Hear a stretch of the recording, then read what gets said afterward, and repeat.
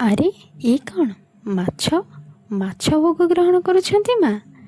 ହଁ ଆଜ୍ଞା, କେନ୍ଦ୍ରାପଡ଼ା ଜିଲ୍ଲାର ବାକଟିଆ ଗ୍ରାମରେ ଅବସ୍ଥିତ ମା ଗୋଜବାୟାଣୀଙ୍କ ପୀଠର ଏହା ଅଦ୍ଭୁତ ରହସ୍ୟ। ପୁରୁଣା ସମୟରେ ଏହି ଅଞ୍ଚଳ ଘନ ଜଙ୍ଗଲ ଥିଲା ଏବଂ ଜନଜାତି ଲୋକେ ମାଙ୍କୁ ନିଜର ରକ୍ଷା ଦେବୀ ଭାବେ ପୂଜା କରୁଥିଲେ।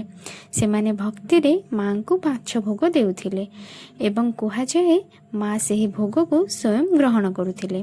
ସମୟ ବିତିବା ସହିତ ପୂଜା ବନ୍ଦ ହୋଇଗଲା ଏବଂ ସେଠାରେ ଗୋଟିଏ ଉଇହୁଙ୍କା ତିଆରି ହୋଇଗଲା। ବହୁ ବର୍ଷ ପରେ ଜଣେ ମହିଳା ମାଟି ଆଣିବାକୁ ଆସି ସେହି ଉଇହୁଙ୍କାକୁ ଭାଙ୍ଗିବାକୁ ଯାଉଥିବା ବେଳେ ମା ଗୋଜବାୟାଣୀ ସ୍ୱୟଂ ପ୍ରକଟ ହେଲେ। ମା ତାଙ୍କୁ ନିଜର ପରିଚୟ ଦେଇ ପୁଣି ଥରେ ପୂଜା ଆରମ୍ଭ କରିବାକୁ କହିଲେ ଏବଂ ମାଛ ଭୋଗ ତାଙ୍କର ପ୍ରିୟ ବୋଲି ଜଣାଇଲେ। ଆଜି ବି ଭକ୍ତମାନେ ନିଜର ମନୋକାମନା ପୂରଣ ପାଇଁ ମାଙ୍କୁ ମାଛ ଭୋଗ ପ୍ରଦାନ କରନ୍ତି।